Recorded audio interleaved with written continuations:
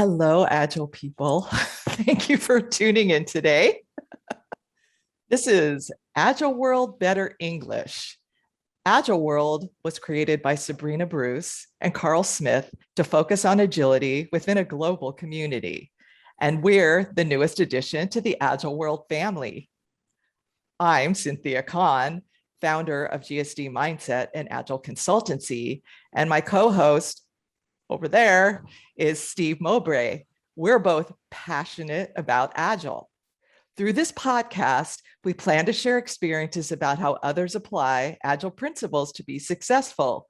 So hopefully you too can apply those principles and achieve everything you want. Steve, why don't you introduce yourself and our esteemed guests? Hey, I am Steve Moubray, and thank you very much for the introduction, Cynthia. We are here with Lisa Cooney and Philippa Fuel, like Jewel. Fool like Jewel, I knew I was going to pronounce it wrong, but anyway, I tried to get it right. And today I'm feeling really lucky because those of you who can't see, I'm just going to tell you, I do have the official Agile World hat now. For the first couple of videos, I had to use a beanie with a Agile World logo taped on it. And we'll probably have a vote on LinkedIn to see which one people like better. But I think I'm going to go with this one because it's the one they want me to wear. Yes.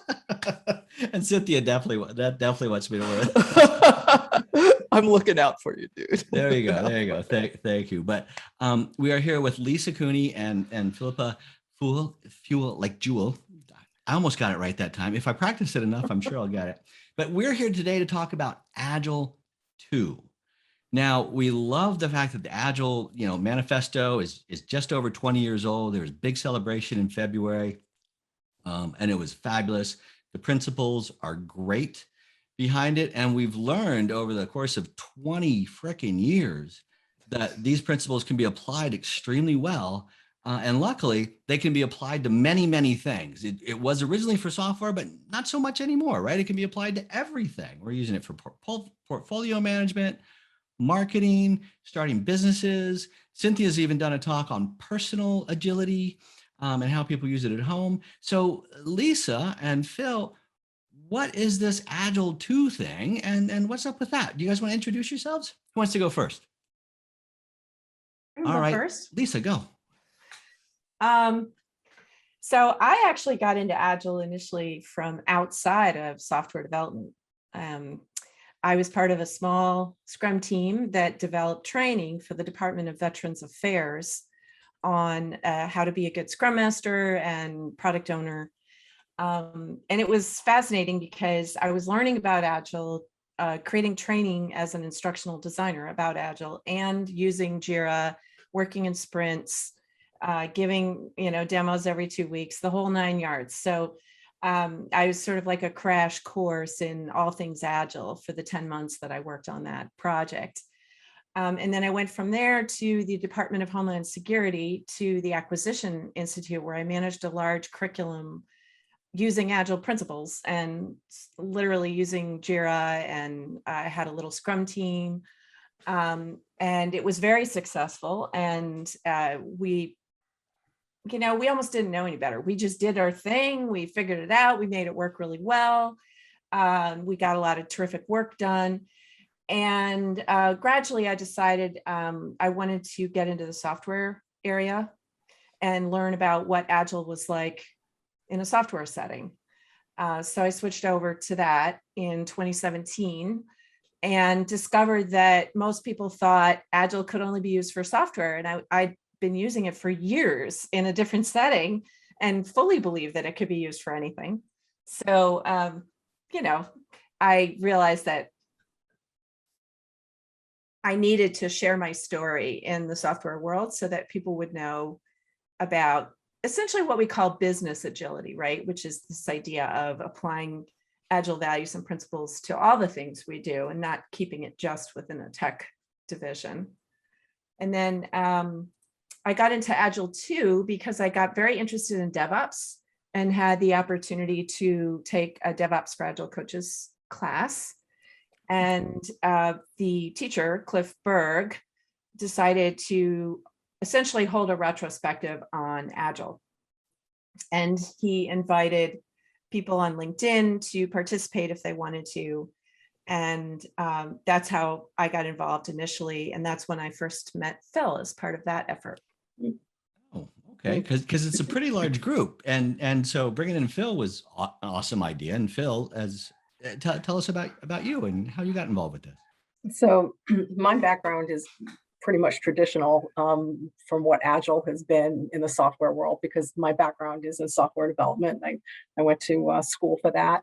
And so I started back in 1998 when I guess Back brought XP out, and our teams at the CC Pace were doing software development, and our CTO at the time had met them at a conference and brought them in to train our Agile teams. And so I was doing software development, but I wasn't doing the XP thing at the time. It was about 2005 when I actually started doing more of the Agile software development. But our company always did software development, and so it started off with XP. Then we did Scrum. So I've done practically every development role that you could imagine, from being a developer, coder when I first came out of school, to being an Oracle DBA, doing testing, analysis, project management, Scrum Master, you name it, I've pretty much done it. So that's always been kind of my path of where I've gone, even into Agile coaching. I still work with software development teams. So that's really been my mainstay. So I haven't had to use Agile methods really much outside of software development, because that's really where I've been. I mean, I did try it with my kids at one time, giving them a Kanban board, but that just fell flat. And I actually did do a lot of training curriculum for Capital One for Agile, and just like kind of what Lisa was saying, we did use it for that purpose as well. So I have used it outside software specifically, but mainly just that's been my whole background is software. That is awesome. And you might like a show that we're going to do in a couple of weeks that Cynthia, because Cynthia reached out to one of her friends that does Agile at home. Mm-hmm. So a couple of weeks, look for that one, because it is for that type of thing. So it might solve the problem with your kids. So I'm excited about that. So tell me about what is Agile 2? If you were going to sum up Agile 2 in just a couple of sentences, what would you tell people? What do you tell people Agile 2 is, and what problem does it, and why? I don't know if I can sum it up in 2 sentences. Okay. But, I mean, I think we think of it as a set of ideas, right? It's a set of ideas. So I didn't say how I got involved in the Agile 2 space, but similar to what Lisa said, I had met Cliff Berg at a bar actually, because we had a bunch of coaches kind of getting together to kind of share ideas and share experiences across various clients. We were all working at different clients. Was this like a coaching event, or were you just hanging out in a bar looking for a met pickup? at the bar. Yeah. And so I got to talking to Cliff. We were all talking about our experiences and where we were working and what we were doing. And I found that I had a very similar background to Cliff, who was the principal author on Agile 2, the book. And I had a very similar background because we both came out of software development, and we both had started out like kind of on XP practices and kind of what has kind of spun into DevOps today. And he was saying, well, I was thinking of doing a retrospective on Agile. Would you like to be a part of that? And I said, yeah, I found a lot of problems that I'd like to get off my chest, right? I mean, a lot of people, have been doing it for a long time. We see a lot of different things out there in this space. And so that's how I kind of got involved in it. And I think that, what we were trying to do there was we were trying to not come down hard on necessarily on the things that were happening, but just give awareness to some of the things that are happening out there in the space, in the industry that are kind of taking us away from what we felt were kind of the roots of what it should all be about, right? Mm-hmm. And so there were 19 of us when we first started. I think that got back down to 15. And we all came from very different backgrounds. So, engineering, product management, marketing, even different, heavy data science, people, engineers, right? So there are a bunch of different group people put our heads together. And I think the first thing that we did was kind of retrospect on, what do we think some of the issues are? What's going on in the industry? Where do we think some things are failing? Because a lot of people go through these transformations and they're failing, right? Or they're not giving people the outcomes that they're expecting. And so why is that? Like, what's going on, right? So we spent a lot of time going back and forth, kind of coming up with what we thought those things were and why, the insight of why we thought those things were happening. I think that was the most important thing about why those things were happening. And talk about getting a few coaches in a room trying to agree on something, try to get 15 to agree on something, right? I mean, it's pretty much impossible. So I think from that, what we tried to do is come up and say, well, here are the things that we think are missing. Here are some of the things that we think are just kind of going wrong, that we'd like to see attention brought to. And that we came up with our own set of values and principles. And I think that one thing that we had to be cognizant of was that, everybody, when they were describing their problem or something that they had seen or something that they were giving insight about, not everybody had experienced that. Like, there were some people that would give a problem. I say, well, I don't think that's a problem. I didn't ever feel that way or have that experience, but I could see that they did. So what we agreed on was that the values and principles would be something that we all agree on. We all agree on those things, regardless of whether or not we experience that specific problem or not. That was like a long answer for. Go ahead, Lisa. You can probably do the 2 sentences because I couldn't. Well, that was great. Thank you. I want to come back to the bar later, though. But we'll see. Yeah. I'd like to go to the bar too. Bar. We don't have to wear a mask. I'd be happy to go back to the bar. I think if I had to describe Agile 2 in a sentence, I'd say, or a couple of sentences, I'd say it's a new and improved set of values and principles that can guide organizations to better outcomes. I'd like to share a little bit about our process because I think that that's important. When Cliff and I first, when he started first talking to me, I was his DevOps student at that time, and I was deep in the code and doing all this really technical stuff and trying to figure it all out. And he said, "Oh, we're going to do this retrospective on Agile." And I said, "Oh, that's cool. Good luck with that." And he said, "So I'm going to get I've got these 19 people and we're going to, get together." And I said, "In person? I mean, on Zoom?" Or I knew it wasn't going to be in person because the pandemic had started, but I was like, live at the same time. And he goes, "Well, I guess so." And I said, I don't know. They're just, every time I've seen a group of people, even if they're friends, they end up debating and going in circles and not really coming to conclusion. And so I shared with him a technique I had worked out and developed at Axios. It was based on a talk Linda Rising gave about brainstorming at, I think it was Agile 20. I love Linda Rising. I know, she's amazing. Maybe it was Agile 2019 or 2018. I think it was 2019. Anyway, she said, the way people think is they need time, right? And when we gather everybody into a room and we say, "Okay, everybody, here's a stack of sticky notes. Now, 1, 2, 3, we want you to have your best ideas, go." And that's not how the human brain works. And she methodically and carefully went through and explained, neuroscience and all those things. And basically we need to sleep on it.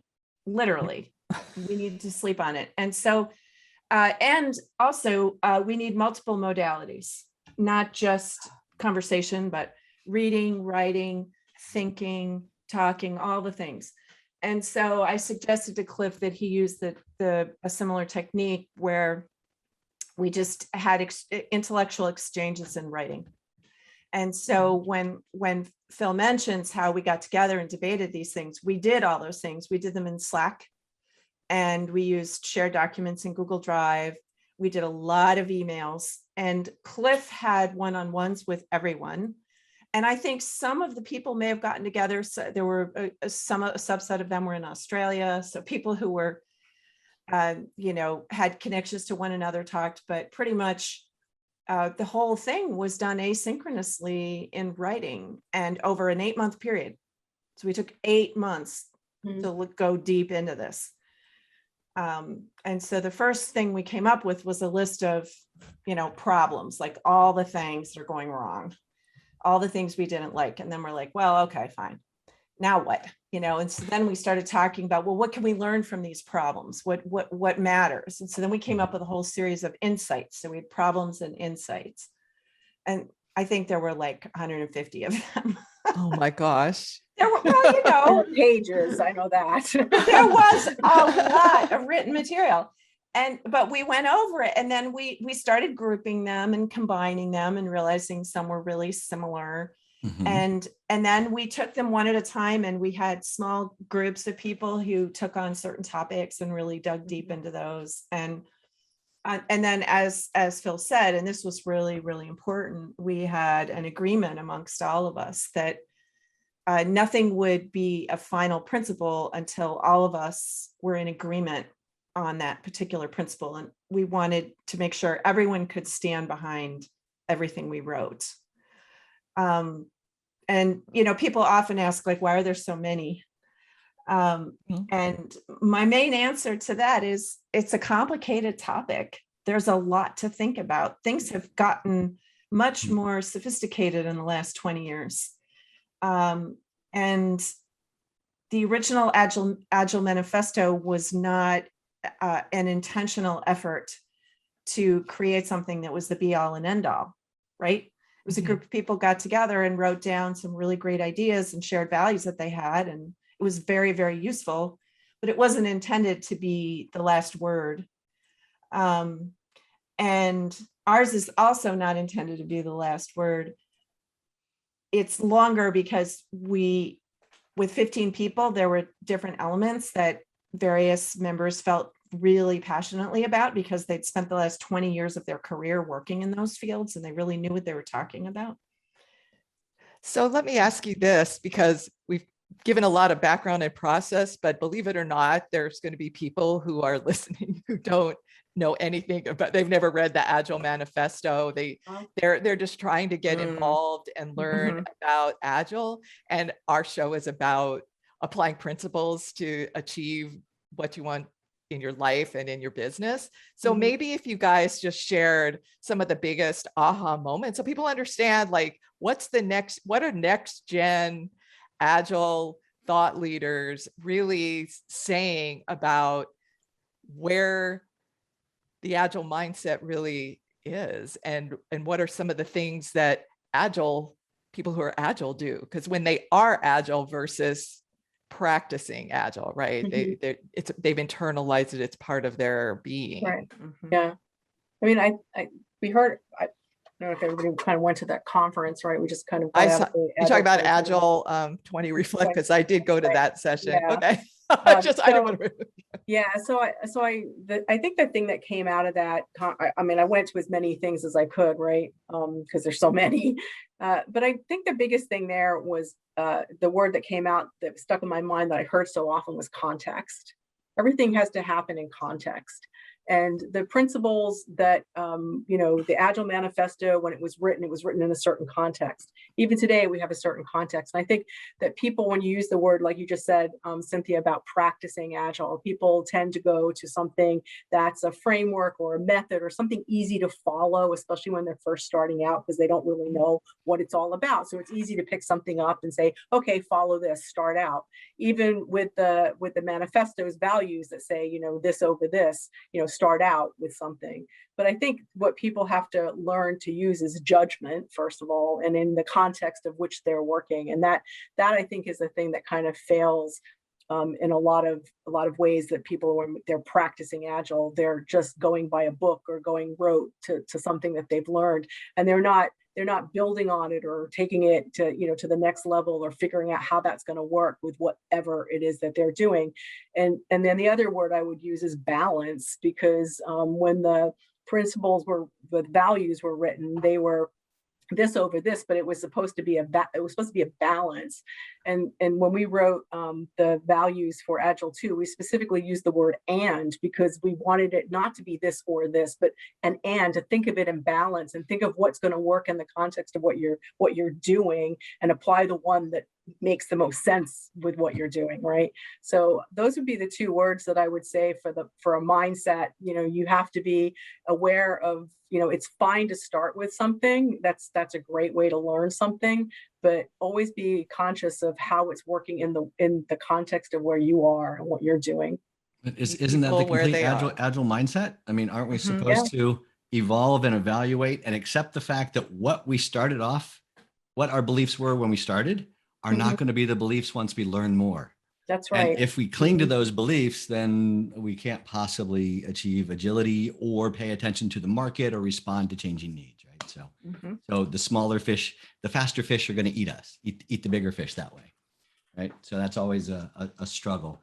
That's pretty. So if there was now when you guys did this, when you came out of the retrospective, was there like one or two key moments that came out of there? Because we know, and it's my belief that when you get coaches together, if you talk to one coach and ask a single coach one question, you might get one answer. But if you ask two coaches, you'll get four answers. And if you ask three coaches, you're going to get 9 answers. And it just continues. So 15 coaches, I'm when you said 150, I thought that's a small number. Yeah, I think it was the way that we engaged in a very deep, intellectual, respectful debate in writing by making comments on documents. There's just something so, like, somebody would write something and then somebody else would jump in and say, I don't think that is quite it.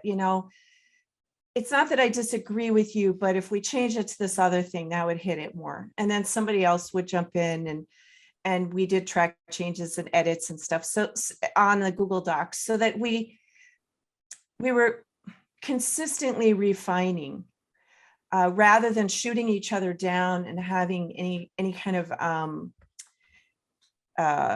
negativity enter into it. It was much more of an intellectual curiosity. Like, I wonder, okay, it seems like we don't agree, but let's take a step back and see what is something in here that we do agree on, and then where can we go from there, and what can we build on with that? And like I said, we had multiple modalities. So we had email, we had Slack, we had Google Docs, and we had things flying around all over the place, and everyone was free to debate and discuss anything. So it was very open in that way.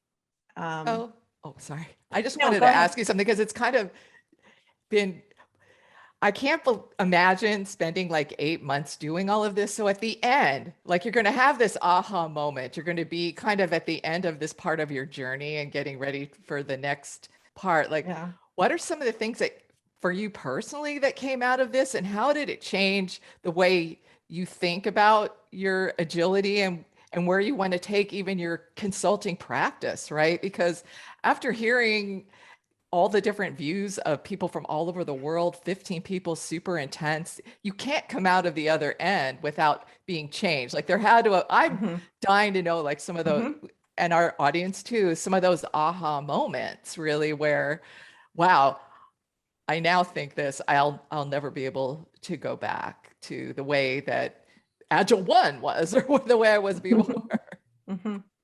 I don't know that Agile 1 or Agile 2. I think for me personally, it was I'm a very introverted, kind of quiet person, and so working in this way with everybody kind of was a way for me to share my ideas in a way that I hadn't been able to kind of do that before, even being a coach and being kind of out there, on the stage with your team kind of thing. But here it was very different. And I learned so much, because not everybody can be an expert in everything. So I came out of it learning so much more and having relationships with people that I never would have had before. I started this whole process. And I think that also for me, having worked with people like Lisa and Cliff, who were so respectful and so helpful, that I actually became much more self-assured and able to, come out of my shell a little bit working with this team, because they were so incredibly, helpful and respectful and of people's ideas. And I hadn't worked in an environment like that before. So for me, that was more of a personal lift for me. So it's more of a team. Beautiful. So there's some team dynamic aha moments then that Yeah, came out of yeah. that. Yeah, because it was like, very different. Like when you're working, like I worked a lot with coaches, like we're all in the same, company, or we're all working at the same client. And so we have a center of excellence and all this kind of stuff. And I do a lot with that and I get a lot out of that. But this was very different because there you're focused on a single, kind of organization. Everything is very similar within that organization. So your experiences are similar.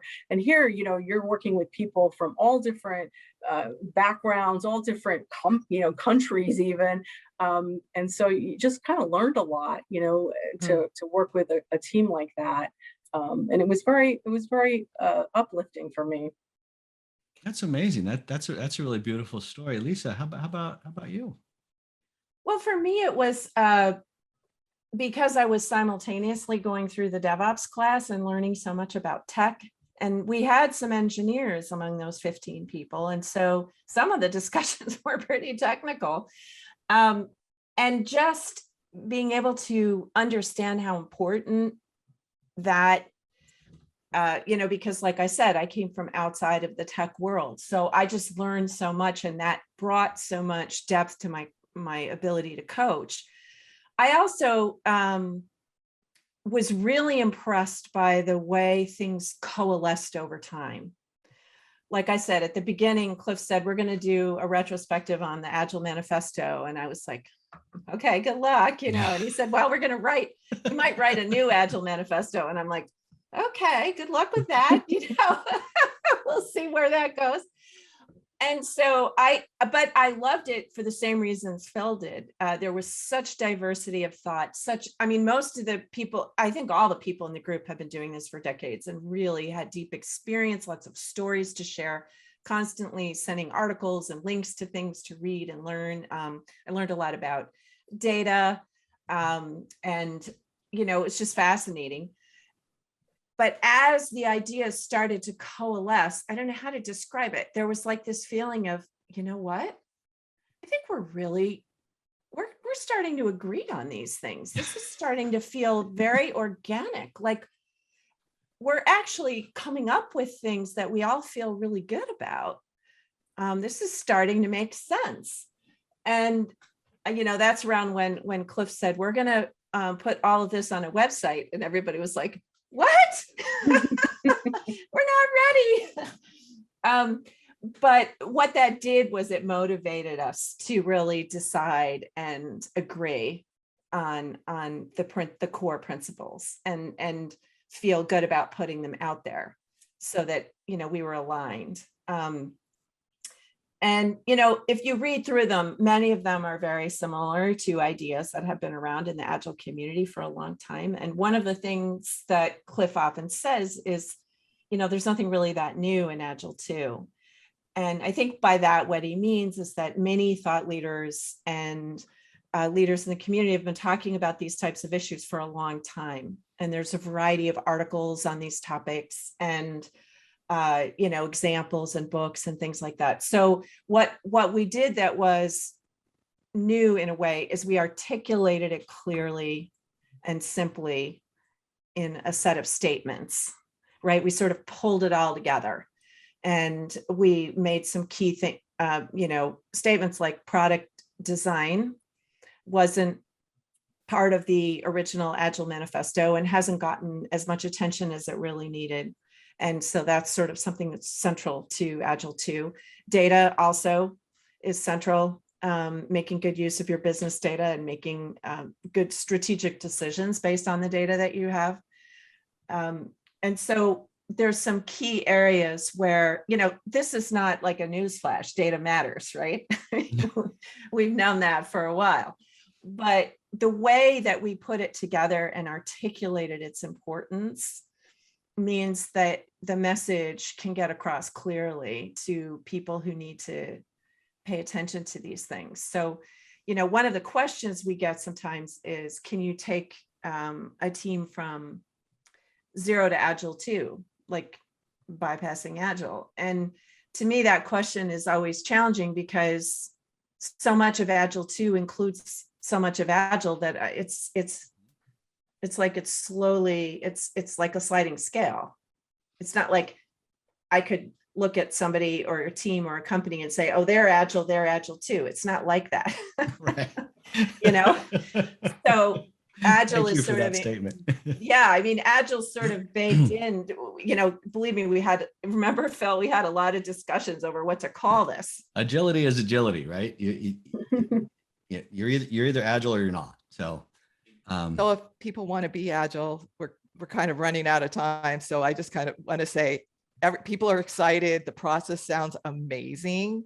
And you said it was published somewhere. And I think there's a book, right? And everything. Yep. So tell us a little bit about that, and because there's going to be people listening who don't know anything about Agile 1 either. So if they want to find out where, maybe so they can skip some of the mistakes that we made through the last decade or so, where can people find out about where's the Agile 2 website? What's the name of your book? Do you guys are offering any classes? Like, give us the scoop so that people can find out more about what's happening. Are there communities that they can join? Things like that. Are there meetup groups where you discuss it? Things like that. So after we finished the Agile 2 work, it got published on the agile2.net. So agile2.net is the website where all 15 authors kind of put everything out there. .net or .org? .net. Yeah, so there's resources and information there, and I think one of the key things behind the values and the principles there are the insights. You actually get to see the insights and the problem statements of what we came up with, so you kind of see that background information. So that's all there.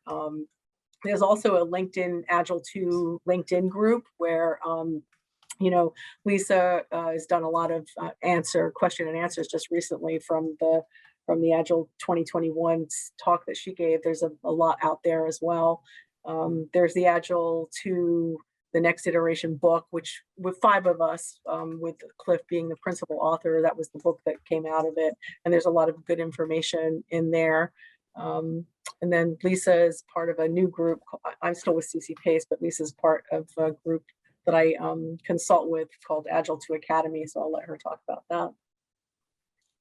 Yeah, so the Agile 2 Academy is oriented towards supporting organizations by doing assessments and figuring out what their impediments are in terms of culture. Do they have any challenges that they need to address? Because, I think this is something many Agile coaches are aware of, that if there's a cultural impediment, some kind of problem in the corporate culture in the organization, it doesn't matter if you're using Agile or Waterfall or something else or whatever, because it's just going to really have a hard time succeeding. And then we also look closely at DevOps and technical practices. Cliff's a DevOps engineer and teaches classes on it. So we take a look at that and how that's going. And then we look at alignment with the Agile 2 principles. And so the idea is that we get a pretty nuanced view of the organization using survey instruments, validated, essentially questionnaires that gather data from a large number of people.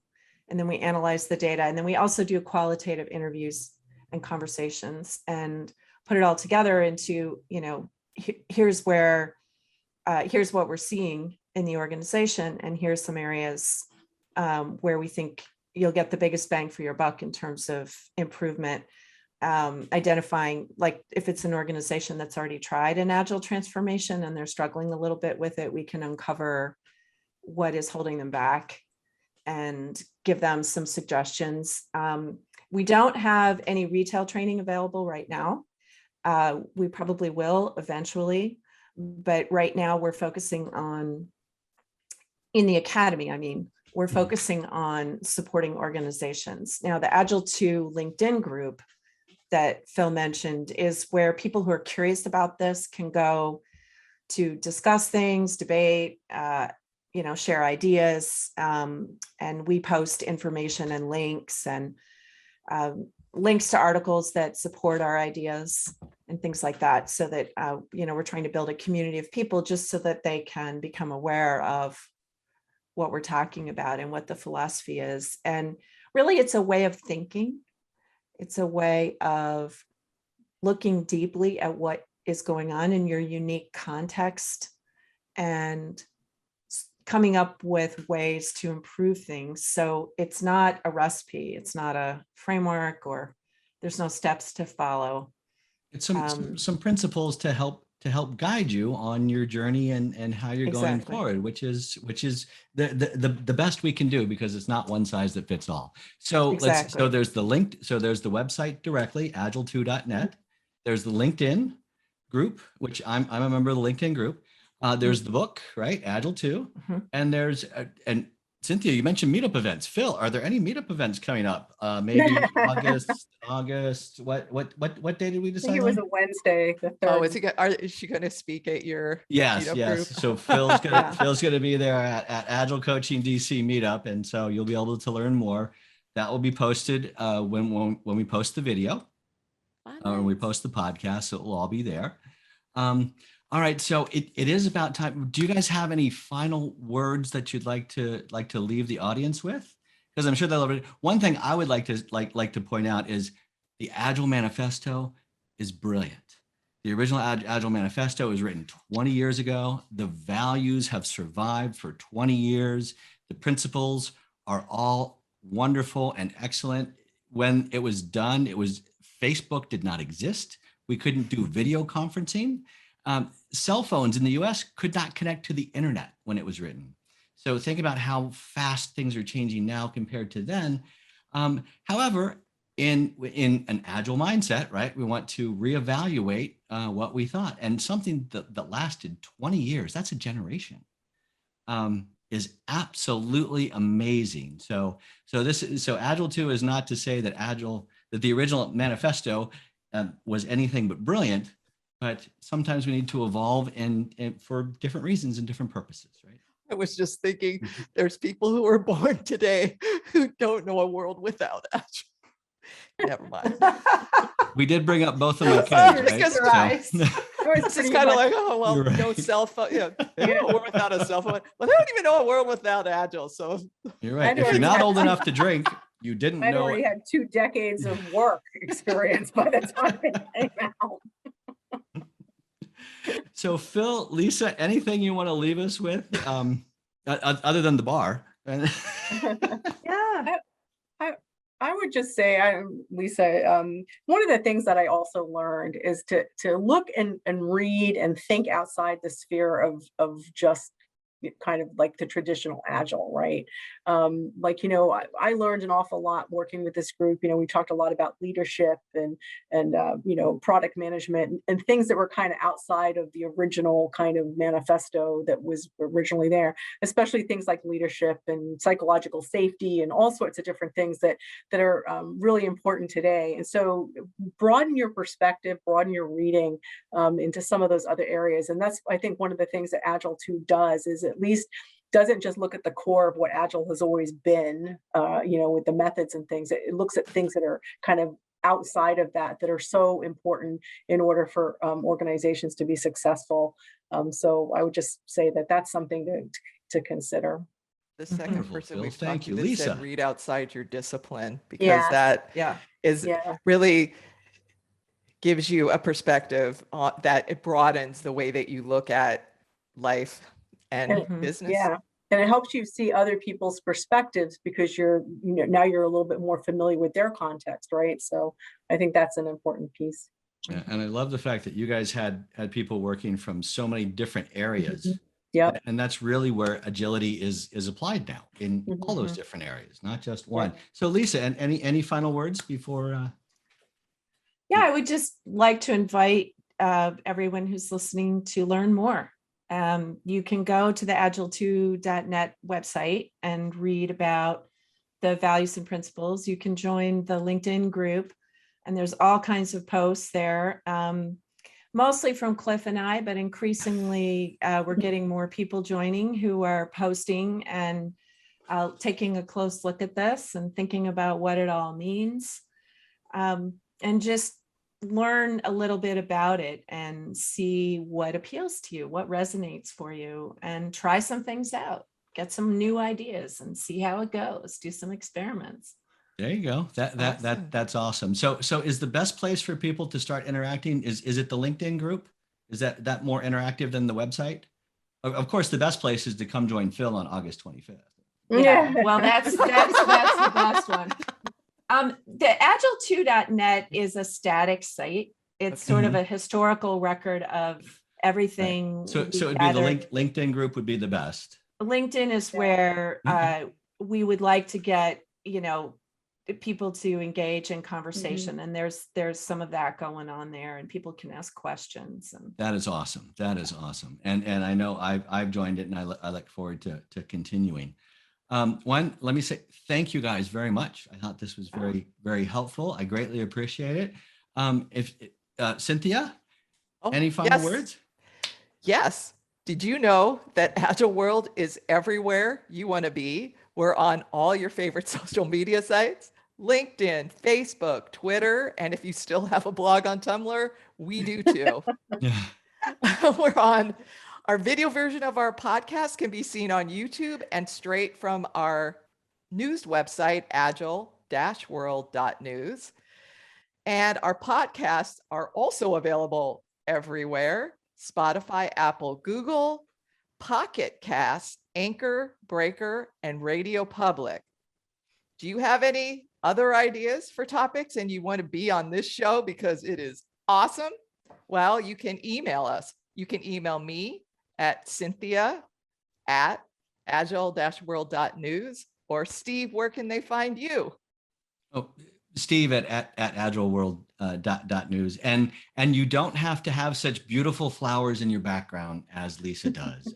For those of you that aren't listening, you probably can't see these beautiful flowers that she has. Phil, I love you. I want to hang out in the bar with you, but it's just white back there. Okay. So